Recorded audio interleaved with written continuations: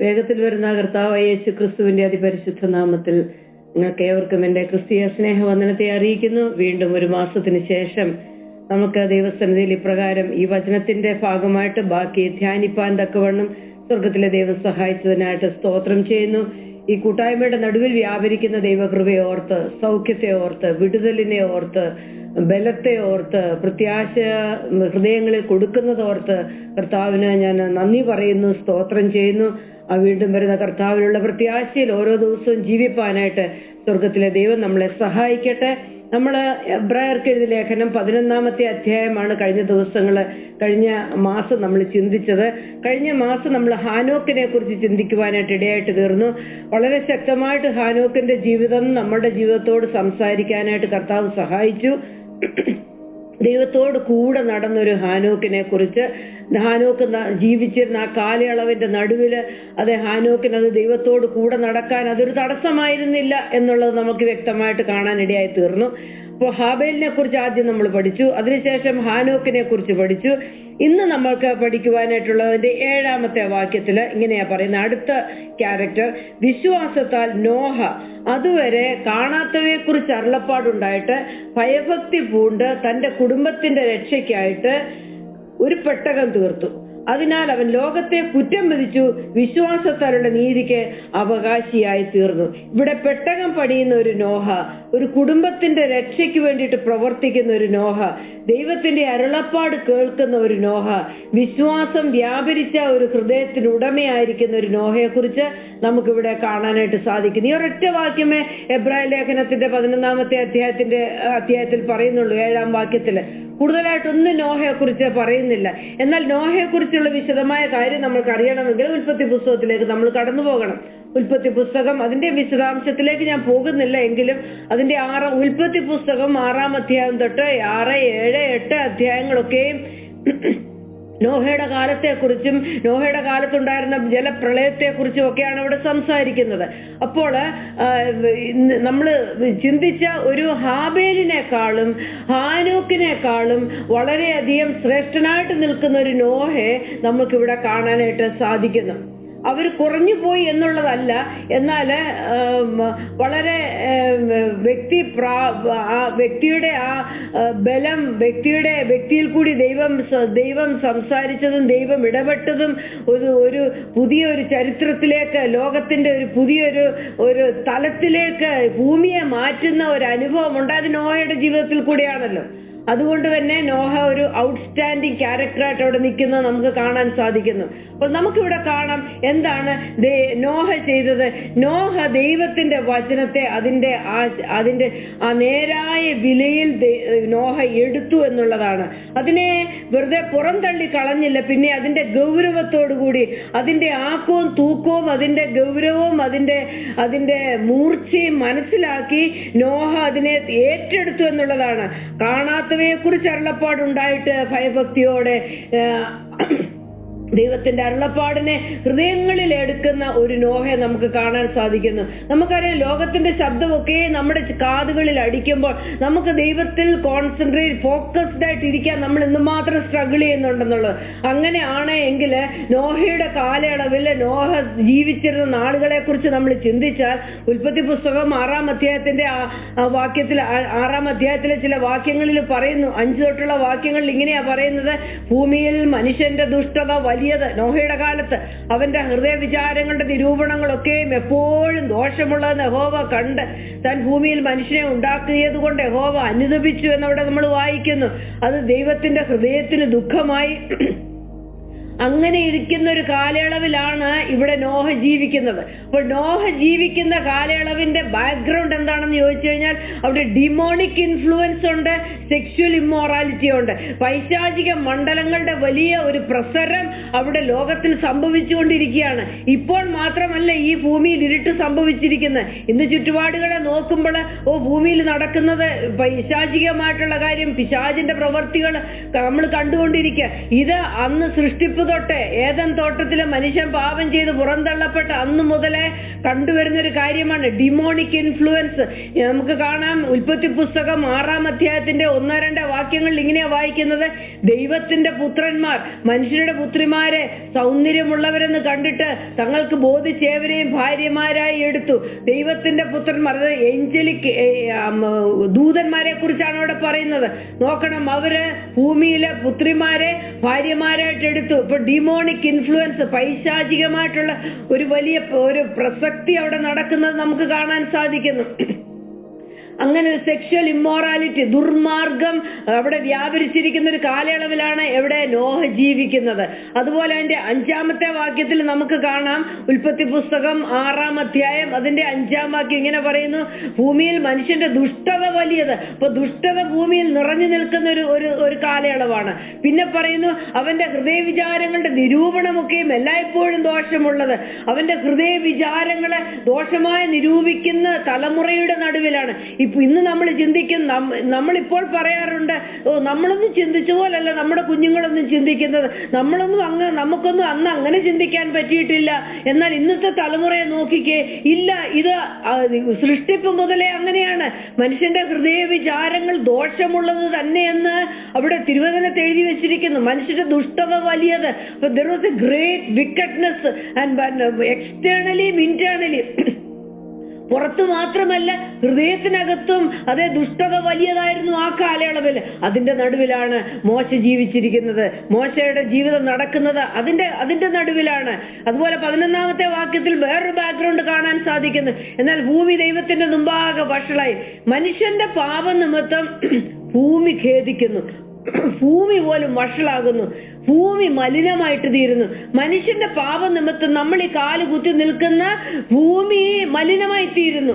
അപ്രകാരമുള്ള ഒരു അവസ്ഥയില് ഭൂമി അതിക്രമം കൊണ്ട് നിറഞ്ഞിരുന്നു എന്ന 11-ാമത്തെ വാക്യത്തിൽ നമ്മൾ വായിക്കുന്നു. നോക്കണം, മുകളിൽ നിന്നുള്ള ദുഷ്ടശക്തികളുടെ പ്രസരം നിമിത്തം മനുഷ്യൻ അകത്തും പുറത്തും ദോഷവും ദുഷ്ടതയും നിറഞ്ഞതായി തീർന്നു. ആ മനുഷ്യൻ ചവിട്ടി നിൽക്കുന്ന ഭൂമിയും വഷളായിട്ട് തീർന്നു. അങ്ങനെയാണെങ്കിൽ അങ്ങനെ ഇരിക്കുന്ന സമയത്ത് പോലും ദൈവത്തിന്റെ ആത്മാവ് മനുഷ്യനോട് സംസാരിച്ചുകൊണ്ടിരിക്കുക. 6-ന്റെ 3-ാമത്തെ വാക്യത്തിൽ പറയുന്നു, മനുഷ്യനിൽ എന്റെ ആത്മാവ് സദാകാലവും വാദിച്ചുകൊണ്ടിരിക്കത്തില്ല. അപ്പോൾ വാദിച്ചുകൊണ്ടിരിക്കുന്ന ഒരു സമയം അവിടെ ഉണ്ടായിരുന്നു. അങ്ങനെ വാദിച്ചുകൊണ്ടിരിക്കുന്ന ഒരു സമയത്ത് പോലും മനുഷ്യൻ അതിനോട് ഒരു പ്രതികരണവുമില്ല. മനുഷ്യനതിനെയൊക്കെയും പിന്നാമ്പുറത്ത് എറിഞ്ഞു കളഞ്ഞിട്ട് അവന് തോന്നിയ മാർഗത്തിൽ ജീവിക്കുന്ന ഒരു സമയം. വീണ്ടും അതിന്റെ 6-ാം വാക്യത്തിൽ വായിക്കുന്നു, എന്തായിരുന്നു ആ കാലയളവിന്റെ മറ്റൊരു പ്രത്യേകത? മനുഷ്യനെ ഉണ്ടാക്കിയത് കൊണ്ട് യഹോവ ഏറ്റവും അനുതപിച്ചു. ദൈവം ഏറ്റവും ദുഃഖിച്ച ഒരു കാലയളവായിരുന്നു അത്. അയ്യോ, ഞാൻ മനുഷ്യനെ സൃഷ്ടിച്ചിട്ട് മനുഷ്യൻ ഇങ്ങനെയായി പോയല്ലോ എന്നുള്ള ഒരു വലിയ ദുഃഖമുണ്ടായി. എന്നാൽ വീണ്ടെടുപ്പിന്റെ പദ്ധതി ദൈവത്തിന്റെ ഉള്ളിലുണ്ട്. അതൊരു കാര്യം, അത് നാണയത്തിന്റെ ഒരു വശം. എന്നാൽ അധപ്പതിച്ചു പോകിയ മനുഷ്യനെ നോക്കിക്കൊണ്ട്, പിശാചിന്റെ അധീനതയിലായിരിക്കുന്ന മനുഷ്യനെ നോക്കി അത് ദൈവത്തിന്റെ ഹൃദയത്തിന് ദുഃഖമായി എന്ന് അതിന്റെ 6-ാമത്തെ വാക്യത്തിൽ പറയുന്നു. ഇങ്ങനെയുള്ളൊരു കാലയളവിലാണ് ഈ നോഹ ജീവിക്കുന്നത്. ഇങ്ങനെയുള്ളൊരു കാലയളവിലാണ് ഹാനോക്ക് ജീവിച്ചത്. ഇന്ന് നോഹയെ കുറിച്ച് നമ്മൾ പഠിക്കുമ്പോൾ അവിടെ നമ്മൾ വായിക്കുന്നു, ഇങ്ങനെയുള്ളൊരു കാലയളവിന്റെ നടുവില് നോഹയ്ക്ക് ദൈവത്തിന്റെ കൃപ ലഭിച്ചു. 8-ാമത്തെ വാക്യത്തില്, എന്നാൽ നോഹയ്ക്ക് യഹോവയുടെ കൃപ ലഭിച്ചു. നമുക്കിത് ഒരുപാട് കാരണങ്ങൾ പറയാനായിട്ടുണ്ട്.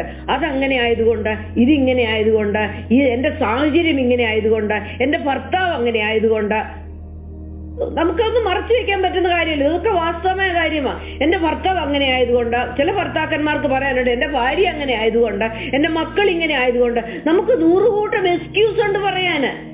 എന്റെ ഭവനത്തിന്റെ അവസ്ഥ അങ്ങനെ ആയതുകൊണ്ട്.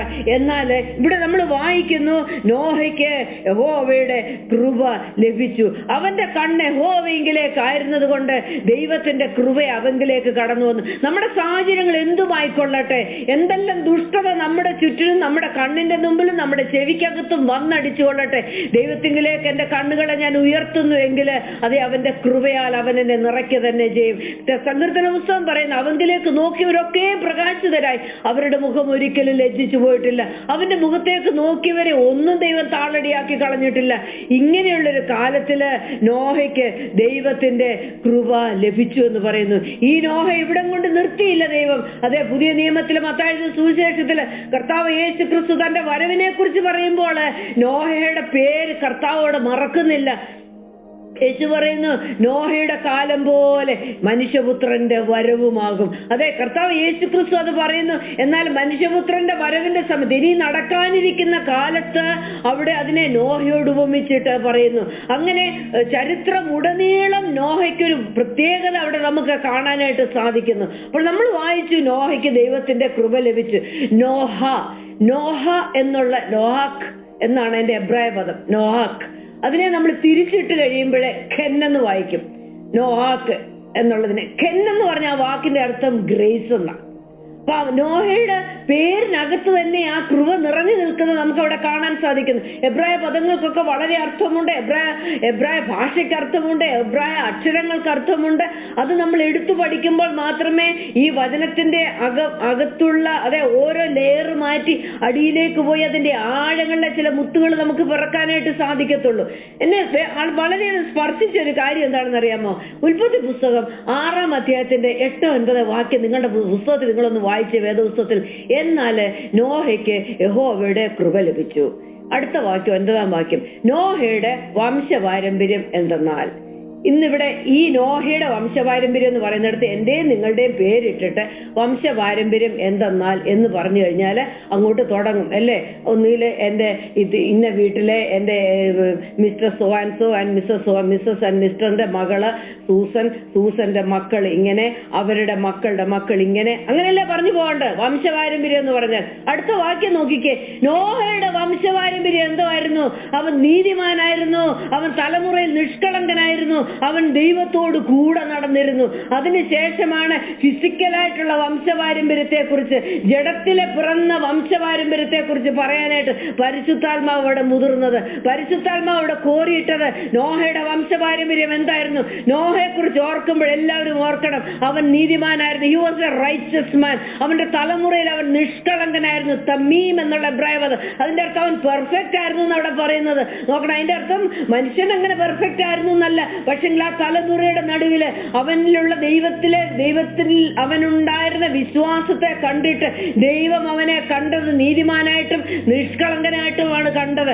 അവന്റെ വംശപാരമ്പര്യം 3-ാമത് എന്തായിരുന്നു? അവൻ ദൈവത്തോട് കൂടെ നടന്നു. ഇന്ന് എന്റെ നിങ്ങളുടെ പാരമ്പര്യം പറയുമ്പോഴേ ഞാൻ ഇന്ന വീട്ടിലെ ഇന്ന കൊമ്പത്തെ ഇന്ന കുടുംബത്തിലെ പിറന്നതാണെന്ന് പറയാനാണോ താല്പര്യം? അതോ എന്നെ നിങ്ങളെ കുറിച്ച് ഇപ്രകാരം ഒരു വംശപാരമ്പര്യം സ്വർഗം എന്നൊന്ന് വിളിച്ചു പറയട്ടെ? അവൾ നീതിമാനായിരുന്നു, ഈ തലമുറയിൽ അവൾ നിഷ്കളങ്കതയോട് ജീവിച്ചു, ഈ തലമുറയിൽ അവൾ ദൈവത്തോട് കൂടെ നടന്നു. ആരും അവളോട് കൂടെ നടക്കാനില്ലായിരുന്നെങ്കിലും അവൾ ദൈവത്തോട് കൂടെ നടന്നു. എന്റെ കൂടെ ആരുമില്ലേ എന്ന് പറഞ്ഞ് നിലവിളിച്ചു നടക്കുന്ന ഒരു കൂട്ടത്തിന്റെ നടുവിലാണ് നമ്മൾ ജീവിക്കുന്നത്. അങ്ങനെ നിലവിളിക്കുകയും അങ്ങനെ ഭാരപ്പെടുകയും ചെയ്യുന്ന സ്ത്രീകൾ ജീവിക്കുന്ന ഭവനങ്ങളിലാണ് നമ്മുടെ ചുറ്റുപാടും കാണുന്നത്. എന്നാൽ നമ്മളെ കുറിച്ചൊരു പാരമ്പര്യം പറയാനുണ്ടെങ്കിൽ ഞാൻ നീതിമാനായിരുന്നു, നിഷ്കളങ്കനായിരുന്നു, ദൈവത്തോടുകൂടെ നടന്നുവെന്ന് ദൈവത്തിന്റെ ഒരു സാക്ഷ്യം പ്രാപിപ്പാൻ തക്കവണ്ണം അതേ ദൈവം നമ്മളെ സഹായിക്കട്ടെ. അതിനായിട്ട് ദൈവകരങ്ങളിലേക്ക് നമുക്ക് കൊടുക്കാം. ഇപ്പോൾ നോഹയുടെ വംശപാരമ്പര്യം, അതുപോലെ തന്നെ നോഹ നീതിമാനായിരുന്നു നമ്മളവിടെ വായിക്കുന്നല്ലോ. നീതിമാനായിരുന്നു എന്നുള്ള ഒരു വ്യക്തി നീതിമാനായിരുന്നു എന്നുള്ളത് തിരുവചനത്തിൽ ആദ്യം രേഖപ്പെടുത്തിയിരിക്കുന്നത് നോഹയെ കുറിച്ചാണ്, ഹാബേലിനെ കുറിച്ചല്ല. ഹാബേലിനെ കുറിച്ച് ഇവിടെ എബ്രായ ലേഖനത്തിലാണ് പറയുന്നത്. ഹാനോക്കിനെ കുറിച്ച് പറഞ്ഞിട്ടില്ല.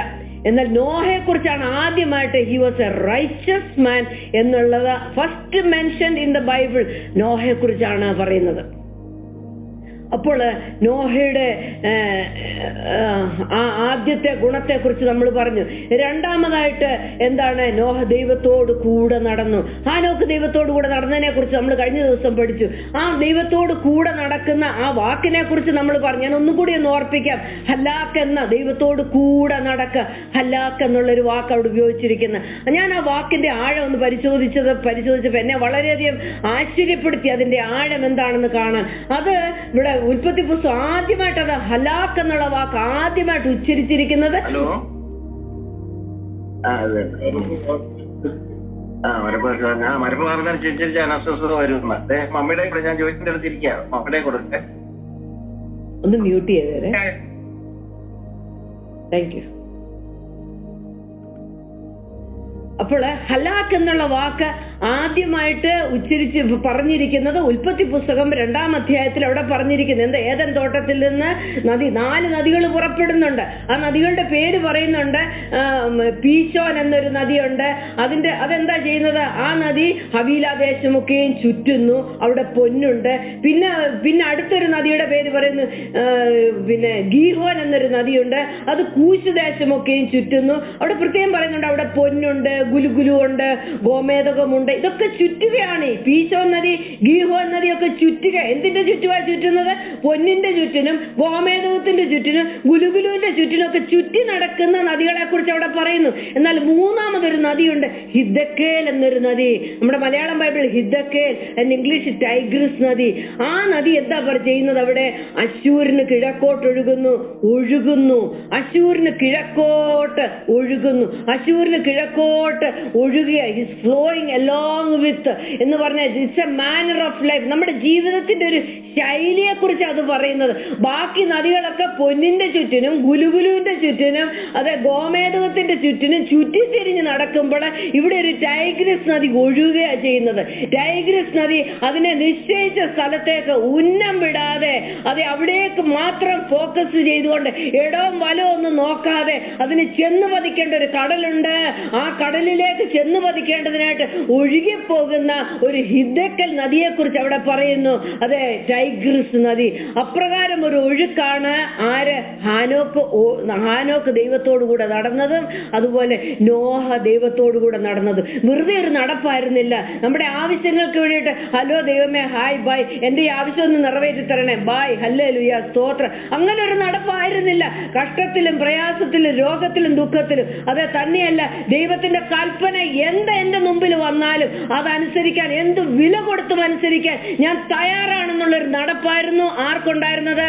നോഹയ്ക്കുണ്ടായിരുന്നതും ഹാനോക്കിനുണ്ടായിരുന്നു. അത്തരം ഒരു വ്യക്തിയെ നോക്കി മാത്രമേ ദൈവത്തിന് പറയാൻ കഴിയത്തുള്ളൂ അവൻ ദൈവത്തോട് കൂടെ നടന്നു എന്ന്. എന്റെ ഇഷ്ടങ്ങൾക്കനുസരിച്ചും എന്റെ താല്പര്യങ്ങൾക്കനുസരിച്ചും ഞാൻ എന്റെ സമ്പ്രദായം അനുസരിച്ചുമുള്ളൊരു ദൈവത്തെ ഒരു ആരാധനയല്ല അവർ ആരാധിച്ചത്.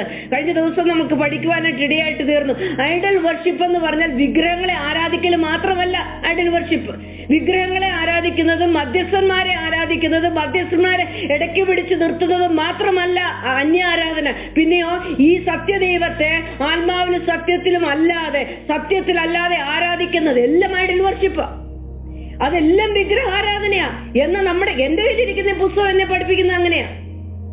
അപ്പോൾ ഈ ഹാനോക്ക് നടന്നത്, നോഹ നടന്നത് ദൈവത്തോട് കൂടെ ഒഴുകിയ ഒരു നോഹയെ കുറിച്ച് നമ്മളിവിടെ വായിക്കുക. ചെന്ന് പതിക്കേണ്ട ഒരു സ്ഥലമുണ്ട്, എനിക്കൊരു ഉന്നമുണ്ട്, ആ ഉന്നത്തിലേക്ക് ഓടുക, എനിക്കൊരു നിത്യതയെ ഒരുക്കി വെച്ചിരിക്കുന്നുണ്ട്. അതിന്റെ ചുറ്റിനും നടന്ന ആ ബാക്ക്ഗ്രൗണ്ട് ഒന്നും നോഹയെ തടസ്സപ്പെടുത്തിയില്ല എന്ന് നമുക്ക് അവിടെ കാണാനായിട്ട് സാധിക്കുന്നു. അപ്പോഴും നോഹയെ കുറിച്ച് പറഞ്ഞു കഴിഞ്ഞാൽ അവന്റെ നോർമലായിട്ടുള്ള ചിലപ്പോൾ ലോകത്തിൽ കൂടിയൊക്കെ ഇടപഴകി നോർമൽ ആക്ടിവിറ്റീസ് ഒക്കെ നോഹയ്ക്ക് ചെയ്യാമായിരുന്നു. പക്ഷെങ്കിൽ നോഹയുടെ സമയം തക്കത്തിൽ ഉപയോഗിച്ചു. പെട്ടകം പണിക്ക് വേണ്ടിയിട്ട് മറ്റു കാര്യങ്ങളൊക്കെ അസൈൻമെന്റ് ഒക്കെ എടുത്താൽ ഈ പണി നടക്കത്തില്ല. ദൈവം ഏൽപ്പിച്ചത്, ദൈവം വിളിച്ച വിളിയെ അത് കൃത്യമായിട്ട് ചെയ്യാനായിട്ട് പ്രധാനം അല്ലാത്തത് മാറ്റിവെച്ചിട്ട് ഏറ്റവും പ്രധാനമേറിയത് മാത്രം നോഹ ചെയ്തത് കാണാൻ സാധിക്കുന്നു. പൗലോസ് പറയുന്നുണ്ട്, എല്ലാം എനിക്ക് പ്രയോജനമുള്ളതല്ല, എല്ലാം നല്ലതാ നമുക്ക്. എന്തോ ഒരു കുഴപ്പം, അതിനിപ്പോ ഒന്ന് പോയാൽ എന്താ കുഴപ്പം, അവിടെ അതൊന്ന് ചെയ്താൽ എന്താ കുഴപ്പം, എല്ലാം നല്ലതല്ലെന്ന് പറഞ്ഞില്ല. പക്ഷെങ്കിൽ അതെനിക്ക് പ്രയോജനമുള്ളതല്ല. എനിക്ക് പ്രയോജനമുള്ളത് എന്താ? ദൈവം എന്നെ ഏൽപ്പിച്ചത് ചെയ്യുന്നത് എനിക്ക് പ്രയോജനം. അതാ എന്റെ പ്രയോറിറ്റി. എനിക്ക് വെച്ചിരിക്കുന്ന ഒരു ട്രാക്ക് ഉണ്ട്, ആ ട്രാക്കിൽ മാത്രം ഞാൻ ഓടുക. അതാണ് ഇവിടെ നോഹ ചെയ്തത്. അങ്ങനെ നോഹ ദൈവത്തിന്റെ വാണിങ്, ദൈവം കൽപ്പിച്ചത് നോഹ ഏറ്റവും സീരിയസ് ആയിട്ട് എടുത്തു. നോഹയുടെ വംശ പാരമ്പര്യത്തെ കുറിച്ച് നമ്മൾ പറഞ്ഞു. ആരായിരുന്നു നോഹ? നീതിമാനായിരുന്നു, നിഷ്കളങ്കനായിരുന്നു. അതായിരുന്നു നോഹയുടെ പാരമ്പര്യം. നോഹ ദൈവത്തോട് കൂടെ നടന്നു എന്ന് നമുക്ക് കാണാൻ സാധിക്കുന്നു. അതുകൊണ്ട് നോഹയ്ക്ക് എന്തു പറ്റി? നോഹയ്ക്ക് ദൈവത്തിൽ നിന്നൊരു സാക്ഷ്യം ലഭിച്ചു. നോഹയ്ക്ക് ദൈവത്തിൽ നിന്നൊരു സാക്ഷ്യം ലഭിച്ചു. അത് ഉൽപ്പത്തി പുസ്തകത്തിലും അത് എബ്രായ ലേഖന കർത്താവും എടുത്തെടുത്ത് പറയുന്നു. എന്താണ്? 7:1 പറയുന്നു, ഈ തലമുറയിൽ എന്റെ മുമ്പാകെ നീതിമാനായിട്ട് ഞാൻ നോഹയെ കണ്ടിരിക്കുന്നു. ദൈവം പറഞ്ഞത്, ദൈവത്തിന്റെ വാക്ക. ഉൽപ്പത്തി 7:1 അനന്തരം യഹോവ നോഹയോട് കൽപ്പിച്ചത് എന്തെന്നാൽ, നീയും നിന്റെ സർവ്വ കുടുംബവുമായി പെട്ടകത്തിൽ കടക്ക, ഞാൻ നിന്നെ ഈ തലമുറയിൽ എന്റെ മുമ്പാകെ നീതിമാനായിട്ട് കണ്ടിരിക്കുന്നു. ഈ തലമുറയുടെ നടുവില് നമ്മളെ ഓരോരുത്തരെയും നീതിമതികളായിട്ട് ദൈവം കാണാൻ ഇടയാകട്ടെ. അതിനായിട്ടൊരു കൃപ നമ്മളുടെ നടുവിൽ വ്യാപരിക്കട്ടെ. അതിനായിട്ട് ദൈവത്തിന്റെ ശബ്ദം നമ്മളുടെ അകത്ത് ഇന്ന് പകലിൽ വ്യാപരിക്കട്ടെ എന്ന് ഞാൻ ആത്മാർത്ഥമായിട്ട് ആഗ്രഹിക്കുന്നു. അതുകൊണ്ട് എബ്രായ ലേഖന കർത്താവ് 11:7 പറഞ്ഞു, വിശ്വാസത്താലുള്ള നീതിക്ക് ആര്? നോഹ അവകാശിയായിട്ട് തീർന്നു. ദൈവം നോഹയെ കുറിച്ച് സാക്ഷ്യം പറഞ്ഞു. ഇന്ന് നമ്മളെ കുറിച്ച് ദൈവത്തിന് എന്ത് സാക്ഷ്യമാണ് പറയാനായിട്ടുള്ളത്? നമ്മുടെ വംശപാരമ്പര്യം എന്താണ്? നമുക്ക് ദൈവം നമ്മളെ ഒന്ന് നോക്കിയാൽ ദൈവത്തിന് എന്താണെന്ന് പറയാനായിട്ടുള്ളത്? എന്റെ അടുത്തുള്ളൊരു സഹോദരിയോട് ദൈവത്തിന് എന്നെ കുറിച്ച് എന്താണ് പറയാനുള്ളത്? അതാണ് എന്റെ സാക്ഷ്യം. ദൈവം പറയുന്നതാണ് സാക്ഷ്യം. ഇന്ന് രാവിലെ ഒരു ദേവദാസൻ പ്രസംഗിക്കുന്നത് കേൾക്കാനിടയിൽ എന്നെ വളരെയധികം സ്പർശിച്ചു. ഒരു ഭാര്യ ഭർത്താവിനോട് പറയുക, എനിക്ക് അച്ഛനെ മാത്രമേ ഇഷ്ടമുള്ളൂ, അച്ഛനെ കഴിഞ്ഞ് എനിക്ക് വേറെ ആരെയും എനിക്ക് ഇഷ്ടമല്ല. ആ ഭാര്യ അങ്ങനെ പറയുന്നു. ഭർത്താവ് പറയുന്നു, എടി പിന്നെ എനിക്ക് നിന്നേക്കാളും വേറെ ഒരു സ്ത്രീകളോടും എനിക്ക് ഇഷ്ടമല്ല, നിന്നേക്കാൾ അധികം ഞാൻ വേറൊരു സ്ത്രീകളെ ഞാൻ സ്നേഹിക്കുന്നില്ല. ഇതൊക്കെ ഭാര്യയും ഭർത്താവും തമ്മിൽ പറഞ്ഞാലും അത് ഭർത്താവ് അംഗീകരിക്കണം. പിന്നെ നിന്റെ പൊളിവാക്ക് ഭാര്യ പറയണം, പുറത്ത് പറഞ്ഞില്ലെങ്കിലും നമുക്കറിയത്തില്ലേ, കർത്താവെ ഞാൻ നിന്നെ എല്ലാറ്റിനേക്കാളും അധികം സ്നേഹിക്കുന്നു എന്ന് ഞാൻ വാക്ക് പറയുമ്പോഴേ എന്റെ ദൈവം അത് അപ്രൂവ് ചെയ്തില്ലെങ്കിൽ അത് ഒരിക്കലും അത് ദൈവത്തിന്റെ സന്നിധിയിൽ അതൊരു സ്നേഹമല്ല. ആ ഉദാഹരണം എന്നെ വളരെയധികം സ്പർശിച്ചു. നമ്മുടെ പ്രായോഗിക ജീവിതത്തിലുള്ളൊരു കാര്യമാണല്ലോ. അതുകൊണ്ട് അടുത്തൊരു കാര്യം നമുക്ക് കടന്നു വരാം വേഗത്തിൽ. എബ്രായർക്കെഴുതിയ ലേഖനം 11:7 വായിക്കുന്നത്, അതിനാൽ അവൻ ലോകത്തെ കുറ്റം വിധിച്ച് വിശ്വാസത്താലുള്ള നീതിക്ക് അവകാശിയായി തീർന്നു. ഈ നോഹയുടെ ജീവിതം കൊണ്ട് നോഹ ലോകത്തെ കുറ്റം വിധിച്ചെന്ന്. ഈ നോഹയുടെ ജീവിതം കൊണ്ട് ലോകത്തിനതൊരു കുറ്റവിധിയായി തീർന്നു, അതൊരു ശിക്ഷാവിധിയായിട്ട് തീർന്നു. ഒരു നീതിമാൻ ലോകത്തിൽ ജീവിക്കുമ്പോൾ അതെങ്ങനെ ലോകത്തിനതൊരു ശിക്ഷാവിധിയായിട്ട്, ഒരു കുറ്റവിധിയായിട്ട് തീരുന്നത്? നോഹയിൽ ഉണ്ടായിരുന്ന നിഷ്കളങ്കത, നോഹ ദൈവത്തോട് കൂടെ നടന്നത്, നോഹ നീതിമാനായിരുന്നത്, നോഹ നീതിക്ക് അവകാശിയായി തീർന്നത്, നോഹ ഒരു വെളിച്ചമായിട്ട് തീർന്നത്, ചുറ്റുമുള്ള ഇരുട്ടിനെ അതിന്റെ ഭയപ്പെടുത്തുന്ന ഒരു കാര്യമായിരുന്നു. ഒരു നീതിമാൻ ലോകത്തിന്റെ നടുവിലുണ്ട് എന്ന് കേൾക്കുമ്പോൾ അത് ലോകത്തിന്റെ പിശാച് അവിടെ മുട്ടുമടക്കും, ലോകത്തിന്റെ ഇരുട്ടവിടെ മാറിപ്പോകും. അപ്രകാരമുള്ളൊരു ജീവിതമായിരുന്നു നോഹയുടേത്. അങ്ങനെയല്ലേ അവിടെ വായിക്കുന്നത്? അതെ, അതിനാൽ അവൻ ലോകത്തെ കുറ്റം വിധിച്ച് വിശ്വാസത്താലുള്ള നീതിക്ക് അവകാശിയായിട്ട് തീർന്നു.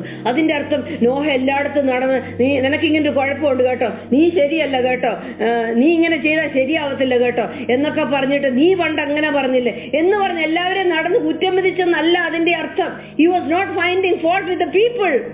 അങ്ങനെ ആൾക്കാരുടെ അടുത്ത് പോയിട്ട് നീ ശരിയല്ലെന്ന് പറയുന്ന ഒരു കുറ്റം വിധിക്കലല്ല അവിടെ നടന്നത്.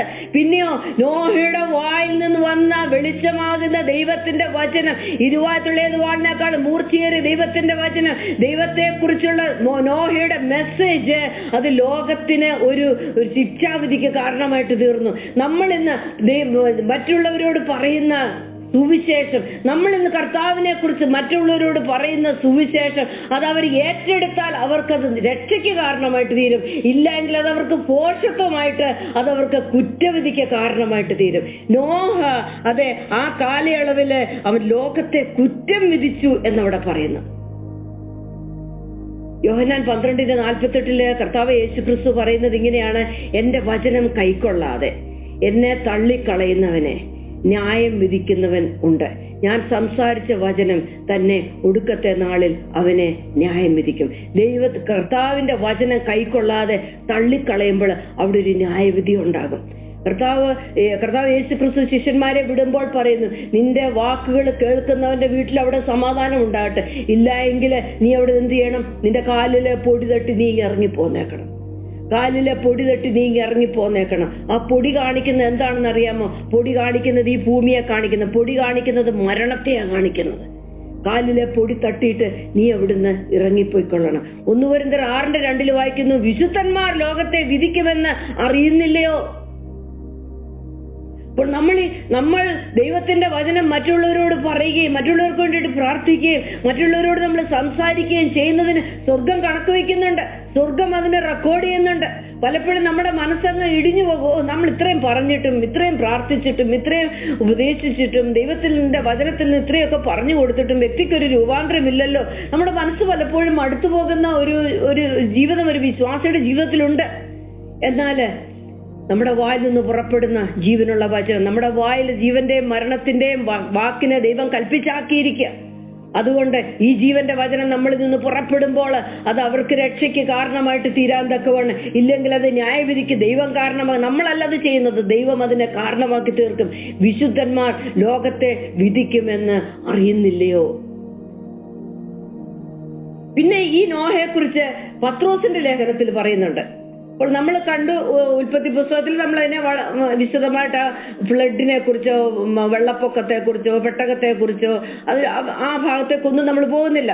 2 പത്രോസ് 2:5 പറയുന്നു, നോഹയെ കുറിച്ച് പറയുന്നത് ഇങ്ങനെയാ: പുരാതന ലോകത്തെയും ആദരിക്കാതെ ഭക്തികെട്ടവരുടെ ലോകത്തിൽ ജലപ്രളയം വരുത്തിയപ്പോൾ നീതി പ്രസംഗിയായ നോഹയെ 7 പേരോടുകൂടെ പാലിക്കുകയും, നോഹയെ കൂടെ കൂട്ടി 8 പേര്. അപ്പോൾ നീതി പ്രസംഗിയായ നോഹ എന്നവിടെ വായിക്കുന്നു അല്ലെ. നോഹയ്ക്ക് കൊടുത്തിരിക്കുന്ന അടുത്ത വിശേഷണ പദമാ നീതി പ്രസംഗി. He was a preacher of righteousness. ഒരു നീതി പ്രസംഗിക്ക് എന്തെല്ലാം പ്രത്യേകതകൾ ഉണ്ടായിരിക്കും? ഒരു നീതി പ്രസംഗിക്ക് അവന്റെ വായിലൊരു ദൂതുണ്ട്. അവന്റെ സമയത്തും അസമയത്തും അവന്റെ വായിലൊരു ദൂതുണ്ടായിരിക്കും. ഏത് സാഹചര്യത്തിൽ ചെല്ലുമ്പോഴും അവന്റെ വായിൽ ദൈവത്തിന്റെ ഒരു വചനം ഉണ്ടായിരിക്കും, ദൈവത്തിന്റെ ഒരു ചിന്തയുണ്ടായിരിക്കും, ദൈവത്തിന്റെ ഒരു ദൂത് അവന്റെ വായിലുണ്ടായിരിക്കും. ഈ പ്രീച്ചറിനൊരു മെസ്സേജ് ഉണ്ടായിരുന്നു, ഒരു ദൂതുണ്ടായിരുന്നു പറയാനായിട്ട്. വളരെ സിമ്പിൾ ആയിട്ടുള്ള ദൂത്. അന്ന് തിരുവചനമൊന്നും എഴുതി കയ്യിൽ കിട്ടിയിട്ടില്ലല്ലോ, തോറ പോലും ഒന്നും എഴുതിയിട്ടില്ല. പിന്നെയോ ദൈവം വെളിപ്പെട്ട് അബ്രഹാമിനോട് സംസാരിക്കുന്നത് അബ്രഹാം മക്കളോട് പറയുന്നു. അങ്ങനെ വായ്മൊഴിയാലുള്ള ദൈവത്തിന്റെ ശബ്ദം മാത്രമേ പറഞ്ഞു മറ്റുള്ളവരിലേക്ക് കൊടുക്കുന്നത് മാത്രമേ ഉള്ളൂ. അന്ന് ഇതൊന്നും എഴുതി കൊടുത്തിട്ടില്ല. പിന്നെ എന്താണ് നോഹ പ്രസംഗിച്ചത്? നോഹയുടെ കയ്യിൽ അപ്പോസ്തല പ്രവൃത്തി ഇല്ല, എഫെസ്യ ലേഖനമില്ല, കൃപയാലല്ലോ വിശ്വാസം മൂലം രക്ഷിക്കപ്പെടുന്നത്, റോമലേഖനമില്ല, റോമലേഖനം 10:10 നോഹയുടെ ഇല്ല. പിന്നെ എന്താണ് നോഹ പ്രസംഗിച്ചത്? But this preacher got A message. ഒരു ദൂത് അവന്റെ വായിലുണ്ടായിരുന്നു. എന്താണ്? ഒരു വലിയ പ്രളയം വരുന്നുണ്ട്, വലിയ പ്രളയം വരുന്നുണ്ട്, നീതിമാനായ ദൈവം നിങ്ങളെ വിധിക്കുന്ന സമയം വരുന്നുണ്ട്. അതുകൊണ്ട് ഓരോരുത്തരും ഹൃദയത്തിലെ നിരൂപണം, ദോഷമായ നിരൂപണം ഒക്കെ വിട്ടിട്ട് അതെ നിങ്ങൾ ദൈവത്തോട് ചേർന്ന് നിങ്ങൾ നടക്കണം. ഞാൻ ദൈവത്തോട് ചേർന്ന് നടക്കുന്നില്ലേ, അതുപോലെ നിങ്ങൾ നടക്കണം. അതുപോലെയുള്ളൊരു ജീവിതം നിങ്ങൾ നയിക്കണം. നോഹയ്ക്ക് അവിടെ ഒരു മെസ്സേജ് അവരോട് പറയാനായിട്ടുണ്ടായിരുന്നു. അതുപോലെ തന്നെ നോഹയ്ക്ക് മറ്റൊരു മെസ്സേജ് പറയാനുണ്ടായിരുന്നു. ഞാൻ ഇതാണ്ട് ഒരു പെട്ടകം ഉണ്ടാക്കുന്നുണ്ട്. ഈ പെട്ടകത്തിന് ഒറ്റ വാതിലേ ഉള്ളൂ. പെട്ടകത്തെ കുറിച്ച് എനിക്ക് നിങ്ങളോട് ചിലത് പറയാനായിട്ടുണ്ട്. ഈ പെട്ടകത്തിന് ഒരു വാതിലേ ഉള്ളൂ കേട്ടോ. അതെ, നിങ്ങൾ ആ ഒരു വാതിലിൽ കൂടെ നിങ്ങൾ അകത്ത് പ്രവേശിച്ചാൽ നിങ്ങൾക്ക് ഈ പ്രളയത്തിൽ നിന്ന് രക്ഷപ്പെടാം. ഇതായിരുന്നു ഈ പ്രീച്ചറിന്റെ മെസ്സേജ്. ഈ ഒറ്റ വാതിലിൽ കൂടെ നിങ്ങൾ പ്രവേശിക്കണം. ഇതായിരിക്കട്ടെ ഇന്ന് നീതി പ്രസംഗികളായിരിക്കുന്ന ഈ തലമുറയിൽ നമ്മളെ ആക്കി വെച്ചിരിക്കുമ്പോൾ നമ്മുടെ പ്രസംഗം ഇതായിരിക്കട്ടെ. ഒറ്റ വാതില ക്രിസ്തു, ആകാശത്തിന്റെ കീഴെ ഭൂമിക്ക് മീതെ രക്ഷിക്കപ്പെടുവാൻ ഏകനാമമുണ്ടെങ്കിൽ അത് കർത്താവ് യേശു ക്രിസ്തുവിന്റെ നാമം മാത്രമാണെന്ന് യോഹന്നാന്റെ സുവിശേഷത്തിൽ പറയുന്നു. അവനാകുന്നു വാതില്, അവനാകുന്നു ആടുകളുടെ ഇടയന്. ഏക വാതിലേ ഉള്ളൂ. ആ വാതിൽ വഴി അല്ലാതെ കടന്നു വരുന്നവരൊക്കെയും കള്ളനും കവർച്ചക്കാരനുമാകുന്നു. ഇതായിരിക്കട്ടെ നമ്മുടെ ദൂത്. ഈ പ്രസംഗിയുടെ വായിലുണ്ടായിരുന്ന ദൂത് എന്ന് പറഞ്ഞാല് ഈ ഒറ്റ വാതിലിനെ കുറിച്ചായിരുന്നു ഒരു ദൂത്. ദൈവം കൊണ്ടുവരാനിരിക്കുന്ന ന്യായവിധിയെ കുറിച്ചായിരുന്നു ഒരു ദൂത്. അതുപോലെ തന്നെ ഇന്ന് നമ്മളുടെ വായിൽ നിന്ന് വരേണ്ട ദൂത് എന്താണ്? നിങ്ങൾ കർത്താവ് യേശു ക്രിസ്തുവിനെ വായ് കൊണ്ട് ഏറ്റുപറയുകയും അവനെ നിങ്ങളുടെ ഹൃദയത്തിൽ കർത്താവായിട്ട് സ്വീകരിക്കുകയും നീതിക്കായിട്ട് സ്വീകരിക്കുകയും ചെയ്താൽ നിങ്ങൾ രക്ഷിക്കപ്പെടും എന്നുള്ളൊരു ദൂത് അവർക്ക് നമ്മൾക്ക് കൊടുക്കേണ്ടതായിട്ടുണ്ട്. മറ്റൊരുത്തിൽ രക്ഷയില്ല. അതേ രക്ഷയില്ലാതെ കണ്ട് പലതിനാൽ വലഞ്ഞ് തിരിഞ്ഞ് പിശാചിനാൽ ബന്ധിക്കപ്പെട്ട ഭവനത്തിനകത്ത് ഛിദ്രിക്കപ്പെട്ട അവസ്ഥ, ഭവനത്തെ കാർന്നു തിന്നുന്നത് പോലുള്ള ഹാബിറ്റ്സ് ഭവനത്തിനകത്ത് കടന്നു വന്ന് ആയിരിക്കുന്ന മനുഷ്യരോട് നമുക്ക് എന്താ പറയാനുള്ളത്? എന്തൊരു ദൂത് പറയാനായിട്ടുള്ളത്? അവരോട് പറയാൻ ഒരൊറ്റ ദൂതേ ഉള്ളൂ, മറ്റൊരുത്തനിലും രക്ഷയില്ല. There is power in the name of Jesus. യേശുവിന്റെ നാമത്തിന് ശക്തിയുണ്ട്. ഈ പഴയ നിയമകാലത്ത് അറിയാമോ, പിന്നെ യഹോവ എന്നുള്ളൊരു പേര് ആദ്യ പഴയ നിയമകാലങ്ങളിൽ ഉണ്ടായിരുന്നു. അതിനുശേഷം ഇന്റർ ടെസ്റ്റ്മെന്റ് പീരീഡ് എന്ന് പറയുന്ന ഒരു 400 വർഷക്കാലം ഉണ്ട്. മലാക്കിക്കും മത്തായിയുടെ സുവിശേഷത്തിനും ഇടയ്ക്ക് 400 വർഷക്കാലം. അന്ന് ദൈവത്തിന്റെ വെളിപ്പാടുകൾ ഒന്നുമില്ലായിരുന്നു, അന്ന് ദൈവശബ്ദം ഇല്ലായിരുന്നു എന്നൊക്കെ അവിടെ പറയുന്നുണ്ട്. എന്നാൽ ആ സമയത്ത് മനുഷ്യൻ എന്ത് ചെയ്തു? പിന്നെ റോമാ ഭരണം കയറി വരിക. റോമാ ഭരണം കയറി വന്നപ്പോൾ ആ തോറ സമയത്ത്, ഉൽപ്പത്തി പുറപ്പാട്, അബ്രഹാമിന്റെ സമയം, പ്രവാചകന്മാരുടെ സമയത്ത് യഹോവയുടെ നാമം എന്താണെന്ന് തിരിച്ചറിഞ്ഞപ്പോൾ അവര് ഫെമിലിയർ ആയിരുന്ന ആ നാമം അവർ കുറച്ചു കാലം കഴിഞ്ഞപ്പോൾ ഇവര് മറന്നു. പക്ഷെങ്കില് അത് ദൈവത്തിന്റെ പദ്ധതിയിൽ ഉണ്ടായിരുന്നൊരു കാര്യമാണ്. ആ നാമം അവർ മറന്നു എന്നുള്ളത്. യുഡ്ഹേ വാഭേ എന്നുള്ള യഹോവ എന്നുള്ള പേര് അവരുടെ ഹൃദയത്തിൽ നിന്ന് അങ്ങ് പെതുക്കെ മാഞ്ഞുപോയി. എന്തിനു വേണ്ടിയിട്ടാണെന്ന് അറിയാമോ? അടുത്തൊരു നാമം കടന്നു വരുന്നു, യഹോശുവ. അതെ, അവന് നിനക്ക് മറിയോട് ഗബ്രിയേൽ ദൂതൻ പറയുന്നു, നിനക്കൊരു മകൻ ജനിക്കും, അതെ, അത്യുന്നതന്റെ ശക്തി നിന്റെ മേലെ നിഴലിടും എന്ന് പറഞ്ഞിട്ട് പരിശുദ്ധാത്മാവിനാൽ നീ ഗർഭം ധരിക്കും, അവന്റെ പേര് യേശു എന്നവന് പേരിടേണം. യഹോശുവ എന്നുള്ളൊരു പേര് ജനത്തിന്റെ അകത്തേക്ക് കൊടുക്കേണ്ടതിനായിട്ട് എന്താണ് അവർക്കൊരല്പകാലത്തേക്ക് ഒരു മന്ദത സംഭവിച്ചു. അപ്പോൾ ഈ പേരിനകത്ത് യഹോശുവ എന്നുള്ള പേര്, യേശുവ, ജീസസ് എന്നുള്ള പേരിനകത്ത്, അത് ഇംഗ്ലീഷിലൊക്കെ വന്നപ്പോഴാണ് അതിന് അങ്ങനെയുള്ള പേര് മാറ്റമൊക്കെ സംഭവിച്ചത്. നമ്മുടെ പേര് ഏത് രാജ്യത്ത് ചെന്നാലും നമ്മൾ മാറ്റുവോ? ഞാൻ മാറ്റാൻ സമ്മതിക്കത്തില്ല. എന്നെ സൂസൻ എന്നുള്ള പേര് സൂസമ്മേന്ന് ആരെങ്കിലും വിളിച്ചാലൊക്കെ, ശോശാമേന്നൊക്കെ ഒന്ന് വിളിച്ചു കഴിഞ്ഞാൽ ഞാൻ തിരുത്തും, സൂസൻ എന്റെ പേരെന്ന് പറയും. ഏത് രാജ്യത്ത് നിന്നാലും നമ്മുടെ പേരിന് മാറ്റം വരത്തില്ല. പക്ഷെ ഇതൊക്കെ ട്രാൻസ്ലേഷനിൽ വന്നപ്പോഴാണ് പല പല പേരുകളൊക്കെ, ഈശോ എന്നും ജീസസ് എന്നും ഒക്കെ യേശു എന്നൊക്കെ ഉള്ള പേര്. യഹോശുവ എന്നുള്ളൊരു പേരാണ്. ആ പേരിനകത്ത് ശക്തിയുണ്ട്. അപ്പോൾ ഈ പ്രീച്ചറിന് പറയാനുള്ള മെസ്സേജ് എന്താണ്? യേശുവിന്റെ നാമത്തില് ശക്തിയുണ്ട്. അതുകൊണ്ടാണ് മത്തായി സുവിശേഷത്തിലും യേശു പറഞ്ഞ, കർത്താവ് യേശു ക്രിസ്തു യഹോശുവ എന്താണ് ശിഷ്യന്മാരോട് പറയുന്നത്? ആകയാൽ നിങ്ങൾ പുറപ്പെട്ട്, നിങ്ങളുടെ വായിലൊരു ദൂതുണ്ട്. ഈ നിങ്ങൾ നീതി പ്രസംഗിയായ നോഹയെ പോലെ നിങ്ങളുടെ വായിലൊരു ദൂതുണ്ട്. ഞാൻ ആ ദൂത് നിങ്ങൾക്ക് തന്നിട്ടുണ്ട്. പിതാവിന്റെയും പുത്രന്റെയും പരിശുദ്ധാത്മാവിന്റെയും നാമത്തിൽ സ്നാനം കഴിപ്പിച്ച് ഞാൻ നിങ്ങളോട് കൽപ്പിച്ചതൊക്കെയും പ്രമാണിപ്പാൻ തക്കവണ്ണം ഉപദേശിച്ചും കൊണ്ട് സകല ജാതികളെയും ശിഷ്യരാക്കിക്കൊള്ളുവീൻ എന്ന് പറഞ്ഞാണ് ഇവരെ വിടുന്നത്. എന്നിട്ടാണ് പറയുന്നത്, ഞാനോ ലോകാവസാനത്തോട് നിങ്ങളോട് കൂടെ ഇരിക്കും. ഇത് ചെയ്യുന്നവരോട് കൂടിയാ ദൈവം എന്നാളും കൂടെ ഇരിക്കുന്നത്. ഇത് നമ്മളെപ്പോഴും പറയും, നമ്മൾ പ്രാർത്ഥനയിൽ പറഞ്ഞു, ഞാനോ കർത്താവേ നീ പറഞ്ഞിട്ടുണ്ട് ഞാനോ ലോകാവസാനത്തോളം എല്ലാ നാളും കൂടെ ഇരിക്കാൻ. കഷ്ടത വരുമ്പോഴ്, പനി വരുമ്പോഴ്, കുരു വരുമ്പോഴ് ഒക്കെ നമ്മൾ പറയുന്ന ഒരു വാക്യമാണ്, ഞാനോ ലോകാവസാനത്തോളം എല്ലാ നാളും നിങ്ങളോട് കൂടെ ഇരിക്കും. നല്ലത് തന്നെ, നമ്മുടെ കർത്താവ് നമ്മളോട് കൂടെ ഇരിക്കും. പക്ഷെ എന്നെ ഏൽപ്പിച്ചൊരു ദൗത്യമുണ്ടെന്ന്, ഞാൻ ചെയ്യേണ്ട ചില കാര്യങ്ങളുണ്ട്. ആകയാൽ നിങ്ങൾ പുറപ്പെട്ട് ദൈവത്തിന്റെ കൽപ്പന അനുസരിക്കുവാൻ ചിലരെ അവിടേക്ക് നിങ്ങൾ നയിക്കുകയും അവർ നയിക്കപ്പെടുകയും ചെയ്യുമ്പോൾ കർത്താവ് അവർക്ക് ഉപദേശിച്ചു കൊടുത്ത വാക്ക്, ആ മെസ്സേജ് അവർക്ക് കൊടുക്കുമ്പോൾ അപ്പോഴാണ് ശിഷ്യന്മാരോട് പറയുന്നത്, ഞാൻ നിങ്ങളോട് കൂടെ ഇരിക്കും. ഇപ്പൊ ഞാൻ പറഞ്ഞു, നീതി പ്രസംഗിയായ നോഹയ്ക്ക് എന്താണ്? ഒരു മെസ്സേജ് ഉണ്ട്. രണ്ടാമതായിട്ട് ഈ നീതി പ്രസംഗിയായിട്ടുള്ള നോഹയ്ക്ക് ഒരു ജീവിതമുണ്ടായിരുന്നു. പ്രസംഗം മാത്രമല്ലായിരുന്നു, ജീവിതമുണ്ടായിരുന്നു. ഇന്ന് പ്രസംഗമുണ്ട്, ജീവിതമില്ലാത്ത ഒരു കാലയളവിലാണ് നമ്മൾ ജീവിക്കുന്നത്. നമ്മൾ ഏറ്റവും സൂക്ഷിക്കേണ്ട ഒരു കാര്യമാണ്, എന്നെ നിങ്ങളെ ശ്രദ്ധിച്ചു നോക്കുന്ന ഒരു ലോകത്തിന്റെ നടുവിലാണ് നമ്മൾ ജീവിക്കുന്നത്. നമ്മുടെ ഒരു വാക്കിൽ പിഴച്ചു പോയാൽ, നമ്മുടെ ഒരു നോട്ടത്തിൽ പിഴച്ചു പോയാൽ, എന്റെ ഒരു ചൂടുവെപ്പിൽ പിഴച്ചു പോയാൽ പലരുടെയും വിശ്വാസത്തിനത് കോട്ടം സംഭവിക്കും. അതുകൊണ്ട് ഏറെ സൂക്ഷ്മതയോടെ വേണം നമ്മൾ ഒരു ദൈവ പൈതൽ ജീവിക്കാനായിട്ട്. ഈ നോഹയുടെ ജീവിതം എന്ന് പറഞ്ഞാൽ, നോഹയ്ക്ക് ഒരു ജീവിതമുണ്ടായിരുന്നു. This preacher got a life, ഒരു ലൈഫ് സ്റ്റൈൽ ഉണ്ടായിരുന്നു. നീതിമാനും നിഷ്കളങ്കനും അവന്റെ കൊടുക്കവാങ്ങലുകളിൽ, അവന്റെ സംസാരത്തില്, അവന്റെ വിനിമയത്തില്, അവന്റെ പെരുമാറ്റത്തില് എല്ലാം അത് വളരെ നിഴലിച്ചിരുന്നു. ദൈവത്തോട് കൂടെ നടന്നു. കാണത്തില്ലേ, ലോകം കാണത്തില്ലേ, ദൈവത്തോട് കൂടെ നടക്കുന്നത് കാണും. കുറച്ചുനാള് അവന് ലൂസ വട്ട എന്നൊക്കെ പറഞ്ഞെന്ന് പറഞ്ഞാല് ദൈവത്തോട് കൂടെ നടക്കുന്നത് അവർ കാണുന്നത് കൊണ്ടല്ലേ അങ്ങനെ പറയുന്നത്. അങ്ങനെ വല്ലവരും ആരെങ്കിലും നമ്മളെ കുറിച്ച് കളവായിട്ട് പറയുന്നുവെങ്കിൽ നമുക്ക് പ്രതിഫലം ഉയരത്തിൽ വളരെയാണ്. അവര് നമ്മളെ കുറിച്ചൊരു പ്രത്യേകത കണ്ടതുകൊണ്ടല്ലേ അങ്ങനെ പറയുന്നു. അതോർത്ത് നമുക്ക് ദൈവത്തെ സ്തുതിക്കാം. അപ്പോൾ നോഹയുടെ ജീവിതം അവരോട് പ്രസംഗിച്ചു. നോഹയുടെ വായിൽ നിന്നും വാക്കുകൾ അവർക്കൊരു ദൂതായിട്ട് തീർന്നു. 2 കൊരിന്ത്യർ 3-ാമത്തെ അധ്യായത്തിൽ പൗലോസ് അപ്പോസ്തലൻ പറയുന്നുണ്ട്, നിങ്ങളെ ക്രിസ്തുവിന്റെ പത്രം. നമ്മൾ ക്രിസ്തുവിന്റെ പത്രം. ഒരു പത്രം എന്ന് പറഞ്ഞു കഴിഞ്ഞാൽ അത് തുറന്നു കഴിഞ്ഞാൽ നമുക്കതിനകത്ത് എല്ലാ ന്യൂസും കിട്ടും. അത് തുറന്നു കഴിഞ്ഞാൽ എന്താണ് ലോകത്തെക്കുറിച്ച് ഒരു പ്രതിച്ഛായ നമുക്ക് ആ പത്രത്തിനകത്ത് കിട്ടും.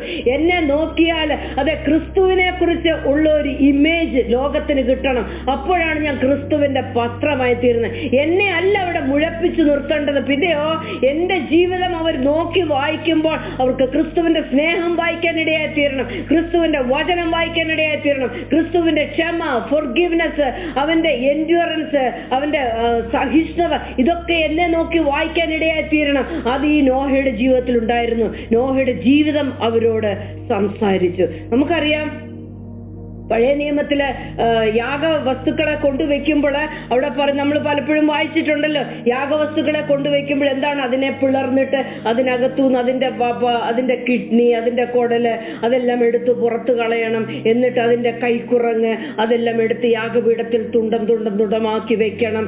അതിന്റെ തോലുരിച്ച് മാറ്റണം ഒക്കെ വായിച്ചിട്ടുണ്ടല്ലോ അല്ലെ. അതിന്റെ തോലുരിച്ച് മാറ്റണം. അപ്പോൾ ഇത് ഒരു പുരോഹിതൻ ചെയ്യേണ്ട ഒരു ശുശ്രൂഷയാണ്. അവിടെ അതിന്റെ അകത്തുള്ളതെല്ലാം തന്നെ പാളയത്തിന് പുറത്തു കൊണ്ട് കളയുന്നു.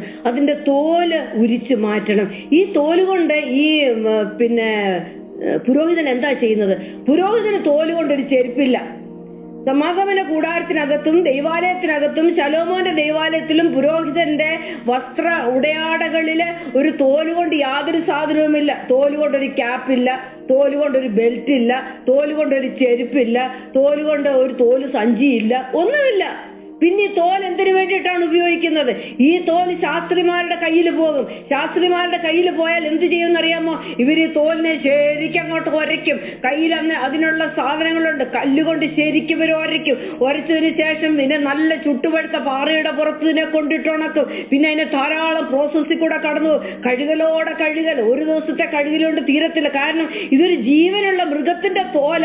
ഇതിനകത്തുനിന്ന് നാറ്റം വമിക്കും. അതെ, ഫ്ലഷിന്റെ മണം, ഇതിന് നാറ്റം ഇതിൽ നിന്ന് പുറത്തു വരും. അതുകൊണ്ട് ജഡത്തിന്റെ നാറ്റം ഈ തോലിൽ നിന്ന് പോകുന്നിടം വരെ ഇതിനെ കഴുകി ഒരച്ചൊരച്ച് അത് തന്നെയല്ല, പിന്നെ ഇതിനെ വലിച്ചതിനെ വലുതാക്കി തീർക്കും. ആ തോലിനോടൊന്ന് ചോദിച്ചാൽ ആ തോല് കടന്നുപോയ പാത ചില്ലറയാണോ? ആ തോലിന് ഇന്ന് തീരും നാളെ തീരും എന്റെ കഷ്ടത എന്ന് ഓർത്തപ്പോഴും അതാ വലിച്ചു നീട്ടുന്നു. അത് കഴിഞ്ഞപ്പോഴോർത്ത് എനിക്ക് സ്വസ്ഥമായിട്ട് ഒരിടത്തിരിക്കാം. അപ്പതാ കൊണ്ടിടുന്നു ചുട്ടുപഴുത്ത വെയിലത്ത്. എന്നെ ഇവിടുന്ന് അവിടെ ഇരുന്ന് ഞാൻ അങ്ങ് ചുരുളുകയാ. അവിടെ ഇരുന്ന് എന്നെ കത്തിക്കുന്ന വെയിലാ, സൂര്യന്റെ വെയിൽ എന്റെ മേലെ അടിക്കുന്നത്. അതും കഴിഞ്ഞിട്ട് തീർന്നില്ല. ശാസ്ത്രിമാരി തോലെടുക്കും, ചുരുട്ടും. ഒന്ന് നിവർന്നു കിടക്കാന്ന് വിചാരിച്ചാൽ അതും സമ്മതിക്കത്തില്ല. എന്നെ അങ്ങോട്ട് ചുരുട്ടി വെച്ചിട്ട് അതെ അവിടെ കൊണ്ടുവന്ന് അതിനെ ഭദ്രമായിട്ട് വെക്കും. അയ്യോ തീർന്നല്ലോ, സമാധാനമായി വെയിലത്തൊന്നും പോന്നു. ഇനിയും വലിക്കത്തില്ല എന്നെ ഇനി ഒരയ്ക്കത്തില്ല, ഇനി എന്നെ വെള്ളത്തിനകത്ത് ഇടത്തില്ല, എനിക്ക് ഇനി ഒരു കഷ്ടതയുമില്ല, എല്ലാം തീർന്നു എന്ന് പറഞ്ഞിരിക്കുമ്പോഴുണ്ടല്ലോ ഒരു നാരായം എടുത്തിട്ട് അത് എഴുതുന്ന പേനയാ, മഷിയിൽ മുക്കി എഴുതുന്ന അതങ്ങോട്ട് എടുത്തിട്ട് ഈ തോലയിലോട്ട് അങ്ങോട്ട് എഴുതാനായിട്ട് തുടങ്ങും. ഈ ശാസ്ത്രി എഴുതാനായിട്ട് തുടങ്ങും. എന്താ എഴുതുന്നത് അറിയാമോ? ദൈവത്തിന്റെ വചനം. തോറ എഴുതുന്നത് ചുരുളയിൽ എഴുതുന്നത്. അപ്പോൾ പുരോഹിതന്റെ കയ്യിലിരിക്കുന്ന ഈ തോല് പോകുന്നത് സ്ക്രൈബ് ശാസ്ത്രിമാരുടെ കയ്യിലാണ് പോകുന്നത്. അവരതിന്റെ മേലെ ദൈവത്തിന്റെ വചനം എഴുതും. പൗലോസ് അപ്പോസ്തലൻ പറയുന്നു, നിങ്ങൾ ക്രിസ്തുവിന്റെ പത്രം. നമ്മുടെ മേലെ അതെ അവൻ ദൈവത്തിന്റെ വചനം എഴുതാനായിട്ട് നമ്മൾ സമ്മതിച്ചു കൊടുക്കുക. അപ്പോൾ ഈ നീതി പ്രസംഗിയായ നോഹയ്ക്കൊരു ജീവിതമുണ്ടായിരുന്നു, പ്രസംഗമുണ്ടായിരുന്നു. അതുകൊണ്ട് തീർന്നില്ല. This speeches preparation. അടുത്തത് ഇദ്ദേഹം വളരെ പ്രിപ്പയർഡ് ആയിരുന്നു. ഒരുപാട് കാര്യങ്ങൾ ഒരുക്കേണ്ടതായിട്ടുണ്ടായിരുന്നു. നമുക്കറിയാം, നമ്മുടെ വീട്ടിൽ ഒരാൾ വരുന്നുടനെ നമുക്ക് പിള്ളേരൊക്കെ ലീവിനൊക്കെ വരുന്നുടനെ അത് തന്നെ ആയിരിക്കുമല്ലോ ബെസ്റ്റ് എക്സാമ്പിൾ അല്ലേ. മക്കളൊക്കെ ലീവിന് വരുമ്പം, കൊച്ചുമക്കളൊക്കെ വരുമ്പോൾ ഒരു മാസം മുമ്പേ എൻ്റെ അമ്മ പറയായിരുന്നു, പിള്ളേർ വരുന്ന അറിയുമ്പോൾ ഒരു മാസം മുമ്പേ തുടങ്ങും ഉപ്പേരി വറക്കാനും, ഒരു മാസം മുമ്പേ തുടങ്ങും വീട് ബാക്കി കാര്യങ്ങൾ വീട്ടില് ക്ലീനിങ്ങിനും വേലക്കാരെ വിളിച്ചൊക്കെ ചെയ്യാൻ പ്രിപ്പറേഷൻ. പ്രിപ്പറേഷൻ, ഏതോ വരുന്നൊരു കാര്യത്തിന് വേണ്ടിയിട്ട്, മുൻകൂട്ടി വരുന്നൊരു കാര്യത്തിന് വേണ്ടിയിട്ടുള്ള ഒരു ഒരുക്കം. അതെ, പിന്നെ ദൈവത്തോടു കൂടെ നടക്കുക മാത്രമല്ല നോഹ ചെയ്തത്. പിന്നെ അതുപോലെ ദൈവത്തിന്റെ വചനം വിളിച്ചു പറഞ്ഞ ഒരു ദൂത് മാത്രമല്ല നോഹയുടെ ജീവിതത്തിൽ ഉണ്ടായിരുന്നത്. നോഹ പ്രിപ്പയർ ചെയ്തു. നോഹ ചിലതൊക്കെ ഒരുക്കി കാത്തിരുന്നു. സങ്കീർത്തന പുസ്തകത്തിൽ പറഞ്ഞു, കർത്താവേ, ഞാൻ അധികാലത്ത് നിനക്കായിട്ട് ഒരുക്കി കാത്തിരിക്കുന്നു, സ്വാദിഷ്ടമായത് ഒരുക്കി കാത്തിരിക്കുന്നു എന്നതുപോലെ നോഹയ്ക്ക് ഒരു ഒരുക്കമുണ്ടായിരുന്നു. നോഹ എന്താണ് ഒരുക്കിയത്? നോഹ ഒരു പെട്ടകം ഒരുക്കി. എത്രയോ വർഷങ്ങളിൽ നോഹ ആ പെട്ടകം, നോഹ ഏതാണ്ട് 10-40 വർഷത്തോളം ആ പെട്ടകത്തിന് പണിക്കെടുത്തെന്നാണ് ഞാൻ വായിക്കാൻ ഇടയായിട്ട് തീർന്നത്. ഒന്ന് ചിന്തിച്ച് നോക്കിക്കേ. ഓരോ ദിവസവും രാവിലെ ആ ഉളിയെടുക്കും, കുറച്ച് തടിയെടുക്കും, ചെത്തും, പിന്നെ വാളെടുക്കും, അത് അവിടെ വെക്കും, അത് ഒപ്പം ശരിയാവുന്നില്ല, പിന്നെയും അത് ചെത്തും, പിന്നെ അത് പിന്നെ ചിന്തേരിടും. അങ്ങനെ എല്ലാ ദിവസവും തന്നെ. നോഹയ്ക്ക് ഒരു ബോറിങ്ങും ഇല്ല. നമ്മൾ 4 ദിവസം ഒരേ ജോലി ചെയ്ത് കഴിഞ്ഞാൽ പറയും, ഓ ആകെ ബോറിങ്, നമുക്ക് ഇനി ഒരു ബ്രേക്ക് എടുക്കാമെന്ന് പറയും. നോഹയ്ക്ക് ഒരു ബോറിങ്ങും ഇല്ല. He's preparing. ദൈവം പറഞ്ഞ ഒരു കാര്യം നോഹ ഒരുക്കിക്കൊണ്ടിരിക്കുന്ന ഒരു കാര്യമാണ് അവിടെ നമുക്ക് കാണാൻ സാധിക്കുന്നത്. എന്തോ നാളെ വരാനിരിക്കുന്ന ഒരു കാര്യത്തിന് വേണ്ടിയിട്ട്, നാളെ വരാൻ പോകുന്ന ഒരു കാര്യത്തിന് വേണ്ടിയിട്ട് ഇന്ന് നമ്മൾ ഒരുങ്ങണം. It should impact how we live today. ഇന്ന് നമ്മളുടെ ജീവിതത്തിനനുസരിച്ചിരിക്കും നാളത്തെ എനിക്ക് ലഭിക്കാനിരിക്കുന്ന പ്രതിഫലം എന്നുള്ള നമ്മൾ മനസ്സിലാക്കണം. എഫെസ്യ ലേഖനത്തിൽ പറയുന്നത് ഇത് ദുഷ്കാലമാകിയാൽ സമയം നമ്മൾ തക്കത്തിന് ഉപയോഗിക്കണം. ലൂക്കോസ് സുവിശേഷത്തിൽ പറയുന്നു, നിങ്ങൾ അരകെട്ടിയും വിളക്ക് കത്തിയും കൊണ്ടിരിക്കട്ടെ. അന്നേരം അല്ല കത്തിക്കേണ്ടത്. കർത്താവ് വന്ന് വാതിൽക്കൽ നിൽക്കുന്നു, മണവാളൻ വരുന്നു എന്നുള്ള ശബ്ദം കേൾക്കുമ്പോൾ വിളക്ക് കത്തിക്കാൻ പോയാൽ കതകം അടഞ്ഞു പോകും. ഇപ്പോഴേ അരകെട്ടി വിളക്ക് കത്തിയും കൊണ്ടിരിക്കട്ടെ. അരകെട്ടുക എന്ന് പറയുമ്പോൾ നമ്മൾ റോബ് എടുത്ത് അതങ്ങോട്ട് പൊക്കി കെട്ടി അരകെട്ടിയിരിക്കുക. ഒരു ഓട്ടത്തിന് തയ്യാറെടുത്ത് നമ്മൾ നിൽക്കുക. വിളക്ക് കത്തിയും കൊണ്ടിരിക്കണമെങ്കിൽ വിളക്കിന് നിരന്തരമായിട്ട് എണ്ണ വേണം. അപ്രകാരം ഒരു പ്രിപ്പറേഷൻ ഈ നോഹ ചെയ്തു. താന് പെട്ടകം പണിഞ്ഞുകൊണ്ടൊരു പ്രിപ്പറേഷൻ നോഹ ചെയ്തു. ഇന്നത്തെ ജോലിയോ നാളെയായിട്ട് എനിക്ക് ക്ഷീണമായി എന്ന് പറഞ്ഞിട്ട് നോഹ കിടന്നുറങ്ങിയില്ല. He prepared. തക്ക സമയത്ത് നോഹ അത് ചെയ്തു. അതിനുശേഷം ഈ നീതിപ്രസംഗിയായ നോഹയ്ക്ക് അടുത്തൊരു കാര്യം ഉണ്ടായിരുന്നു, സ്ഥിരോത്സാഹം. മടുത്തുപോയില്ല. ഞാൻ മുമ്പേ പറഞ്ഞില്ലേ, സ്ഥിരോത്സാഹം, പെർസിവിയറൻസ്. സ്ഥിരമായിട്ടൊരു ഉത്സാഹം, മടുത്തു പോകാതെ ഒരു ഉത്സാഹം ഉണ്ടായിരുന്നു. സ്പർജൻ ഇങ്ങനെ പറയുന്നത്, by perseverance the snail reach the ark. ഒരു ഒച്ച എങ്ങനെയായിരിക്കും നടന്ന ഒറ്റ വാതിലിൽ കൂടെ കയറിയത്? എത്ര നാൾ തൊട്ട് ആ ഒച്ച നടക്കാൻ തുടങ്ങിയിട്ടുണ്ട്. പക്ഷെങ്കില് സ്ഥിര ഉത്സാഹ നിമിത്തം, മടുത്തു പോകാത്തത് നിമിത്തം ആ ഒച്ചിനും ആർക്കിനകത്ത് പെട്ടകത്തിനകത്ത് കയറാൻ പറ്റി. ഇത് തന്നെയായിരുന്നു നോഹയ്ക്കും ഉണ്ടായിരുന്ന ഗുണം നമുക്കവിടെ കാണാൻ സാധിക്കുന്നത്. അതെ, എന്നും ചെയ്യുന്ന ജോലി ഒരിക്കലും മടുപ്പ് തോന്നാതെ സ്ഥിരമായിട്ടൊരു ഉത്സാഹം നോഹയ്ക്കുണ്ടായിരുന്നു. നീതിപ്രസംഗിയായ നോഹയെ കുറിച്ച് നമ്മൾ പറഞ്ഞുകൊണ്ടിരിക്കുന്നത്. സ്ഥിര ഉത്സാഹം ഉണ്ടായിരുന്ന നോഹ, അതുപോലെ ജീവിതത്തെ പ്രിപ്പയർ ചെയ്ത നോഹ, പെട്ടകം പണിഞ്ഞ് പ്രിപ്പയർ ചെയ്തു. അതെ, അങ്ങനെ ഒരു ജീവിതം ജീവിച്ച നോഹ, ദൂത് വിളിച്ചു പറഞ്ഞൊരു നോഹ എന്നൊക്കെ പറഞ്ഞു. അതിനുശേഷം അടുത്തതായിട്ട് നീതിപ്രസംഗിയായ നോഹയ്ക്ക് ഒടുവിൽ കിട്ടിയ റിസൾട്ട് എന്താ? ഇത്രയും പ്രസംഗിച്ചിട്ട്, ഇത്രയും ഒരുക്കിയിട്ട്, ഇത്രയും സമയം ചെലവഴിച്ചിട്ട് നോഹയ്ക്ക് ഒടുവിൽ കിട്ടിയ എന്തുവാ? നോഹയെ കൂടെ ചേർത്ത് 8 പേരെ കിട്ടി. വലിയ കൺവെൻഷൻ പന്തലും ഒന്നും നോഹയ്ക്ക് കിട്ടിയില്ല. ഞാൻ നിങ്ങളൊക്കെ ആയിരുന്നു അന്നേരമേ പുസ്തകം മടച്ചു വെച്ചേച്ച് മതി, ഈ പരിപാടി വേണ്ട, ദൈവം എന്നെ ഇതിന് വിളിച്ചിട്ടില്ലായിരിക്കും എന്ന് പറഞ്ഞേനെ. നോഹയ്ക്ക് ആകെ കിട്ടിയത് 8 പേരെയാ. ഇത്രയും അധ്വാനിച്ചിട്ട് നോഹയുടെ കുടുംബത്തിന് പുറത്ത് ആരെയും നോഹയ്ക്ക് കിട്ടിയില്ല. ആരും രക്ഷിക്കപ്പെട്ടുമില്ല. ഇതിൽ നമ്മൾ മനസ്സിലാക്കേണ്ട ഒരു കാര്യം എന്താണെന്ന് അറിയാമോ? You are not rewarded on the basis of the result. നമുക്ക് പ്രതിഫലം ഞാൻ ചെയ്തതിൽ നിന്ന് ഞാൻ അന്നേരം കാണുന്ന ആ ഒരു റിസൾട്ടിൽ കൂടെ, ആൾക്കാരുടെ എണ്ണത്തിൽ കൂടി, അല്ലെങ്കിൽ അവിടെ ഉണ്ടാകുന്ന ശബ്ദ കോലാഹലത്തിൽ കൂടി, അവിടെ കാണുന്ന അന്നേരം അതിനൊരു പ്രതിഫലനം കാണുന്നതിനെ ബേസ് ചെയ്തല്ല എനിക്ക് സ്വർഗത്തിൽ റിവാർഡ്, പ്രതിഫലം. എന്റെ പ്രതിഫലം ഞാൻ എത്രമാത്രം വിശ്വസിച്ചു, എന്റെ വിശ്വസ്തതയെ ആശ്രയിച്ചാണ് നമുക്കതിനുള്ള പ്രതിഫലം കിട്ടുന്നത്. ദൈവസ്ഥനിൽ നമ്മളിത് വിശ്വസ്തരാണ്. അത്യല്പത്തിൽ വിശ്വസ്തനായവനെ അധികത്തില് അവന് വിചാരകനാക്കി തീർക്കും. അല്പത്തിൽ നമ്മൾ വിശ്വസ്തരാണെങ്കിൽ അധികത്തിന് നമ്മളെ വിചാരകരാക്കി തീർക്കും. നോഹ പ്രസംഗിച്ചിട്ട് ഒടുവിൽ നോഹയ്ക്ക് കിട്ടിയത് 8 പേരെയാ. പിന്നെ കുറച്ച് ആനയും കഴുതയും ഒച്ചും അവരെയും കിട്ടി നോഹയ്ക്ക്. കുറച്ച് മൃഗങ്ങളെയും കിട്ടി. നോഹ എത്രമാത്രം അപ്സെറ്റ് ആവണമായിരുന്നു. എന്നാൽ ഇവിടെ വായിക്കുന്നു, അവന് നീതിക്ക് അവകാശിയായിട്ട് തീർന്നു. പൗലോസ് പറയുന്നുണ്ട്, ഞാൻ നട്ടു, അപ്പൊല്ലോസ് നനച്ചു, ദൈവം വളരുമാറാക്കിയത്.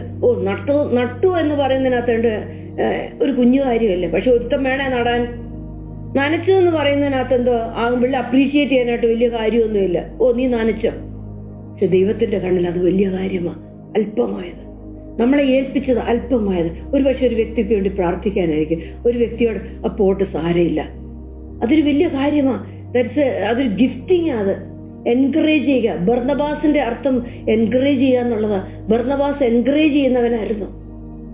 അപ്രകാരം ദൈവത്തിന്റെ കൂട്ടുവേലക്കാരനായിട്ട് തീരാനായിട്ട് ദൈവം നമ്മളെ ഈ നാളുകളിൽ സഹായിക്കട്ടെ. അതുപോലെ ഉൽപ്പത്തി പുസ്തകം 6-ാം അധ്യായത്തിന്റെ അടുത്തൊരു ഭാഗം കൂടെ പറഞ്ഞ് ഞാൻ നിർത്താനായിട്ട് ഞാൻ ആഗ്രഹിക്കുകയാണ്. ഉൽപ്പത്തി പുസ്തകം 6:14 നമ്മൾ വായിക്കുന്നു, നീ ഗോഫർ മരം കൊണ്ടൊരു പെട്ടകം ഉണ്ടാക്കണം, അതിനറകൾ ഉണ്ടാക്കണം. ഒരു പെട്ടകം എന്നുള്ളൊരു വാക്കിലോട്ട് ഞാൻ ശ്രദ്ധിക്കുകയാണ്. അപ്പം ഗോഫർ മരം, അതിനൊക്കെ വേറെ അർത്ഥം, അറകൾക്ക് വേറെ അർത്ഥം, അതിന് 3 തട്ടുണ്ട്, അതിനൊക്കെ വേറെ അർത്ഥമാ. 3 തട്ടുണ്ട്. നമ്മളൊരു മനുഷ്യൻ എന്ന് പറയുന്നത് സ്പിരിറ്റ് സോൾ ബോഡിയാ. അതാണ് കാണിക്കുന്നത്. പക്ഷെ അതൊക്കെ അവിടെ നിൽക്കട്ടെ. പെട്ടകം എന്നുള്ള വാക്ക് ആർക്ക് എന്നാണ് പറയുന്നത്. അതിന്റെ എബ്രായ പദം നമുക്ക് കാണാൻ സാധിക്കുന്നത് ടെവറ്റ്, TEVET, ടെവറ്റ് എന്നുള്ള വാക്കാണ്. ഇതേ വാക്ക് ഉപയോഗിച്ചിരിക്കുന്ന വേറെ 2 സ്ഥലമുണ്ട്. അതിനും അത് പെട്ടകമോ. 1 മോശെ കടത്തിയ പെട്ടകം, 2 സമാഗമന കൂടാരത്തിൽ അതിപരിശുദ്ധ സ്ഥലത്തിരിക്കുന്ന പെട്ടകം. ഇതിനെല്ലാം തന്നെ പെട്ടകം എന്ന് തന്നെയാ പറയുന്നത്. ടെവറ്റ് എന്നുള്ള വാക്കാണ് ഉപയോഗിച്ചിരിക്കുന്നത്. മറ്റൊരർത്ഥം, ഇതിന് വേറൊരു അർത്ഥമുണ്ട്. തോറ എന്നുള്ളൊരു അർത്ഥമുണ്ട്. ഇതിന് വചനം, വേർഡ് എന്നുള്ളൊരർത്ഥമുണ്ട്. ഈ പെട്ടകം ഒരു വേർഡ്. പെട്ടകം ദൈവത്തിന്റെ വചനമാണ്. പെട്ടകം ഈ ദൈവത്തിന്റെ ന്യായ പ്രമാണമാണ്. പെട്ടകം ദൈവത്തിന്റെ വിധികളും കൽപ്പനകളുമാണ്. ദൈവത്തിന്റെ പ്രമാണത്തിൽ പ്രവേശിക്കുന്നവൻ ഒരിക്കലും ആ പ്രളയത്തിൽ നശിച്ചു പോകത്തില്ലെന്നാണ് അതിന്റെ അർത്ഥം. ദൈവത്തിന്റെ ഈ പെട്ടകമാകുന്ന വചനത്തിലും ദൈവത്തിന്റെ പെട്ടകമാകുന്ന കൽപ്പനകളിലും പ്രവേശിക്കുന്നവരെ ദൈവം അവിടുന്ന് എടുത്തൊരു മോശ ഉപയോഗിച്ചതുപോലെ ഉപയോഗിക്കാനിടയായിട്ട് തീരും. അതാണ് ഈ പെട്ടകം എന്നുള്ള വാക്കിന്റെ അർത്ഥം. 3 സ്ഥലത്ത് നമുക്ക് ഈ പെട്ടകത്തെ കാണാൻ സാധിക്കുന്നു. സമാഗമന കൂടാരത്തിന്റെ അതിപരിശുദ്ധ സ്ഥലത്തെ പെട്ടകത്തിനകത്ത് എന്തായിരിക്കുന്നത്? ദൈവത്തിന്റെ കൽപ്പലക. ഈ പെട്ടകം എന്ന് പറഞ്ഞാൽ ദൈവത്തിന്റെ കൽപ്പനകളെ അത് കാണിക്കുന്നു. ഈ പെട്ടകം എന്ന് പറഞ്ഞാൽ ദൈവത്തിന്റെ ന്യായവിധികള്, ദൈവത്തിന്റെ പ്രമാണത്തെ അത് കാണിക്കുന്നു. ദൈവത്തിന്റെ പ്രമാണമാകുന്ന പെട്ടകത്തിൽ നിന്ന് ഞാൻ നിങ്ങൾ പ്രവേശിച്ചാല് ലോകത്തിന്റെ പ്രളയം നമ്മളെ മുക്കിക്കളയത്തില്ല, ലോകത്തിന്റെ തീ നമ്മളെ കെടുത്തിക്കളയത്തില്ല. നമ്മൾ സർവൈവ് ചെയ്യുക തന്നെ ചെയ്യും. മിസ്രയീമിലെ ബാധകളൊക്കെ അയച്ചു. ഇസ്രായേൽ മക്കൾക്ക് എന്തെങ്കിലും പറ്റിയോ? അവർ പെട്ടകത്തിനകത്തായിരുന്നു. പെട്ടകത്തിനകത്തുകൂടി രക്ഷപ്പെട്ട മോശെ അവരെ വിടുവിക്കാനായിട്ട് പോയത്. അവരവിടെ ജീവിച്ചു. അവരവിടെ പ്രിസർവ്ഡ് ആയിരുന്നു. അവരൊരു ശേഷിപ്പായിട്ട് അവിടെ ശേഷിച്ചു. അവരെ ഗോശൻ ദേശത്ത് അവരെ പാർപ്പിച്ചു. ദേശമെല്ലാം ഇരുട്ടായപ്പോഴും ഗോശൻ ദേശത്ത് വെളിച്ചമുണ്ടായിരുന്നു. ദേശത്തെല്ലാം ബാധ പറന്നപ്പോഴും, ദേശത്തെല്ലാം പേനും തവളയുമായിരുന്നപ്പോഴും ഗോശൻ ദേശത്ത് പേനും കയറിയില്ല, തവളയും കയറിയില്ല, വെട്ടുക്കിളിയും കയറിയില്ല, കൽമഴയും കയറിയില്ല. ഇന്ന് ഈ പെട്ടകത്തിൽ നമുക്ക് പ്രവേശിക്കാം. ചില പെട്ടകങ്ങൾ നമുക്ക് ഉണ്ടാക്കാം. ഈ വചനം കൊണ്ട് ചില പെട്ടകം നമുക്ക് ഉണ്ടാക്കാം.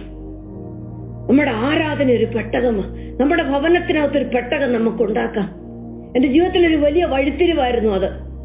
ജീവിതത്തിലൊരു വേദനയുടെ നടുവില് ദൈവം എനിക്ക് അന്ന് ഈ ഭാഗങ്ങളൊന്നും വായിച്ചിട്ടോ ഗ്രഹിച്ചിട്ടോ ഒന്നുമില്ല. ദൈവം എനിക്കൊരു വലിയ ചിന്ത തന്നു. നീ നിന്റെ വീട്ടിലൊരു പെട്ടകം ഉണ്ടാക്കാം, അവിടെ ഞാൻ ഇറങ്ങി വരാം. നീ പെട്ടകം തപ്പി അവിടെ ഇവിടെ ഒന്നും നീ നടക്കണ്ട. കാര്യം നിനക്കിപ്പം പോകാൻ കഴിയുന്നില്ല. നീ അതുകൊണ്ട് വീടിനകത്ത് നീ ഒരു പെട്ടകം ഉണ്ടാക്കും. ഞാൻ വീടിനകത്ത് ആരാധിച്ചൊരു പെട്ടകം ഉണ്ടാക്കി. ദൈവത്തിന്റെ വചനം വായിച്ച് ഞാൻ പെട്ടകം ഉണ്ടാക്കി. ഞാൻ മതി പറഞ്ഞ ദൈവത്തെ ആരാധിച്ച് ദൈവത്തിന്റെ പെട്ടകം ഉണ്ടാക്കി. അവിടെ ദൈവത്തിന്റെ സാന്നിധ്യം ഇറങ്ങി വന്നു. അതെനിക്ക് എന്റെ ഭവനത്തിന് വിടുതലായിരുന്നു. എന്റെ കുഞ്ഞുങ്ങൾക്ക് അത് വിടുതലായിരുന്നു. ഈ നാളുകളിൽ നമുക്ക് നമ്മുടെ ഭവനത്തിൽ ഒരു പെട്ടകം ഉണ്ടാക്കാം. ഈ പെട്ടകത്തിനകത്ത് ദൈവത്തിന്റെ വചനമുണ്ട്. ഈ പെട്ടകത്തിന്റെ പുറത്ത് ദൈവത്തിന്റെ ഷെക്കന ഗ്ലോറിയുണ്ട്.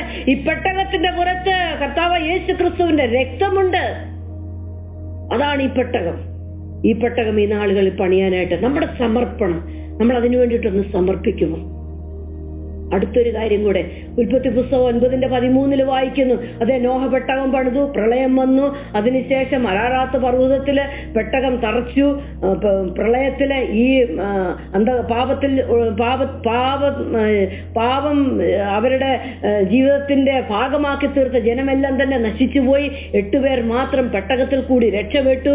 ഇത് സ്നാനത്തിനൊരു മുൻകുറി എന്ന പത്രോസ് അപ്പോസ്തലന്റെ ലേഖനത്തിൽ പറയുന്നു.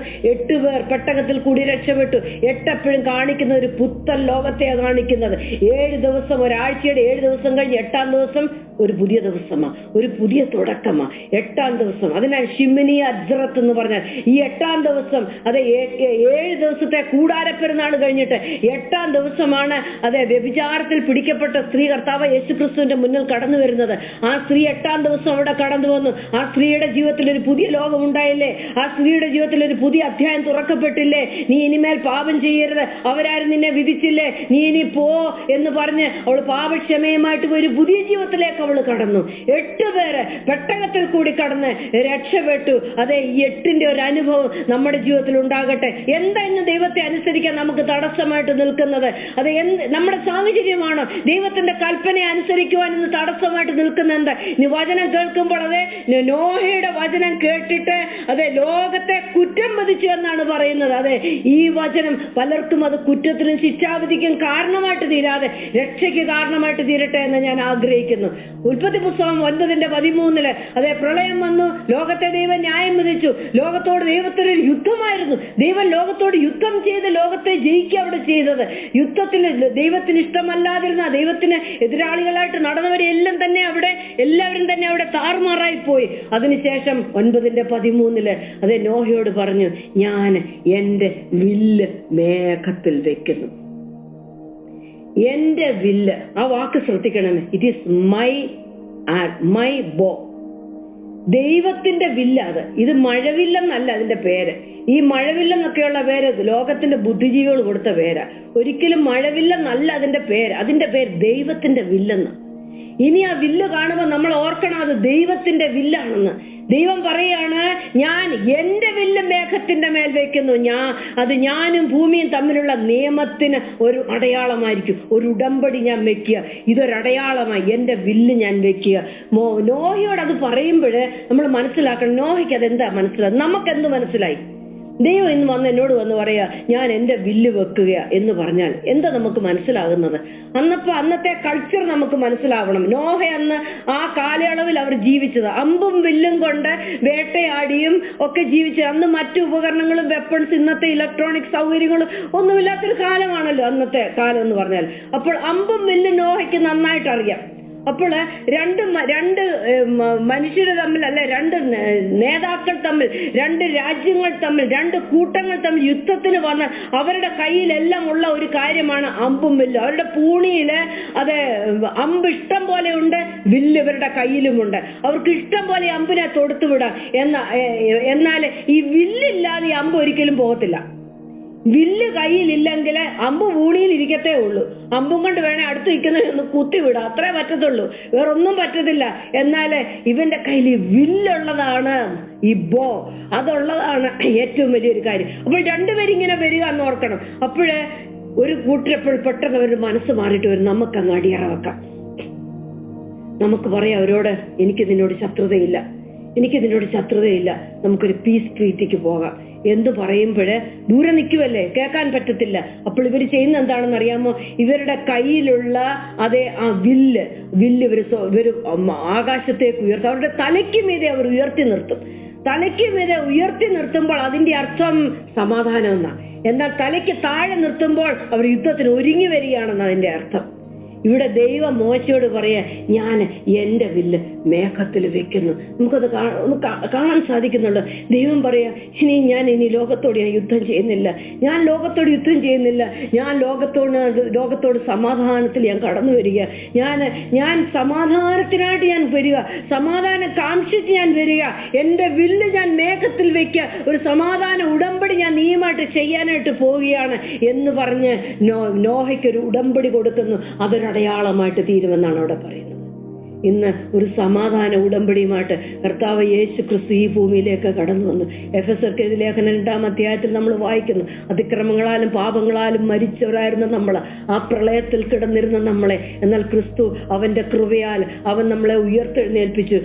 അതിന്റെ 13-14 വാക്യത്തിൽ ഇങ്ങനെയാ വായിക്കുന്നത്, എഫെസർ 2:13-14, മുമ്പേ ദൂരസ്ഥരായിരുന്നു നിങ്ങൾ, ഇപ്പോൾ ക്രിസ്തുയേശുവില് ക്രിസ്തുവിന്റെ രക്തത്താൽ സമീപസ്ഥരായി തീർന്നു. മുമ്പേ നിങ്ങൾ ശത്രുക്കളായിരുന്നു, ഇപ്പോൾ നിങ്ങൾ ക്രിസ്തുവിൽ നിങ്ങൾ അവന്റെ മിത്രമായി തീർന്നു. അവൻ നമ്മുടെ സമാധാനം, ക്രിസ്തു നമ്മുടെ സമാധാനം. അവൻ ഇരുപക്ഷത്തെയും ഒന്നാക്കി എന്നാ പറയുന്നത് അല്ലെ. ഇവിടെ എഫെസ്യ ലേഖനത്തിൽ ഇരുപക്ഷം എന്ന് പറയുന്നത് യഹൂദനെയും ജാതിയെയും എന്നുള്ള ഇരുപക്ഷമാണ് പറയുന്നത്. എന്നാൽ നമുക്ക് ഇതിനോട് ചേർത്ത് ചിന്തിക്കാം, ദൈവം നമ്മളെ അവനോട് ചേർത്ത് നിർത്തിയിട്ട് സ്വർഗത്തില് അവന്റെ വില്ല് അവനെ വെച്ചിരിക്കുക. ശത്രുത്വമെല്ലാം നീക്കിയിട്ട് കർത്താവ് യേശു ക്രിസ്തുവിന്റെ കാൽവരി ക്രൂശിലെ മരണത്താല് എനിക്കെതിരായിട്ടുണ്ടായിരുന്ന എല്ലാ കയ്യെഴുത്തുകളെ മാറ്റിയിട്ട് സ്വർഗത്തിൽ നിന്ന് നമുക്ക് വേണ്ടിയിട്ടൊരു സമാധാനത്തിന്റെ വില്ല് അത് ഉയർന്നു നിൽക്കുന്നത് നമുക്ക് കാണാനായിട്ട് സാധിക്കും. ഇതിന്റെ എല്ലാം ആരംഭം എവിടെയാ? വിശ്വാസത്താൽ നോഹ. വിശ്വാസത്താൽ നോഹ, വിശ്വാസത്തിൽ ജീവിച്ച നോഹ, ദൈവത്തിന്റെ സാക്ഷ്യമുണ്ടായിരുന്ന ഒരു നോഹ, ജീവിതത്തിലെ പത്രമായിട്ട് തീർന്ന, ക്രിസ്തുവിന്റെ ഒരു പത്രമായിട്ട് തീർന്ന ഒരു നോഹ, ഒരു ദൂത് ഉണ്ടായിരുന്ന നോഹ. അപ്രകാരം ഈ കാലയളവിൽ ജീവിപ്പാനായിട്ട് സ്വർഗത്തിലെ ദൈവം നമ്മളെ ഓരോരുത്തരെയും സഹായിക്കട്ടെ. അതിനായിട്ട് ദൈവത്തിന്റെ പരിശുദ്ധാത്മാവ് നിങ്ങളെ ബലപ്പെടുത്തട്ടെ എന്ന് ഞാൻ ആത്മാർത്ഥമായിട്ട് പ്രാർത്ഥിക്കുന്നു.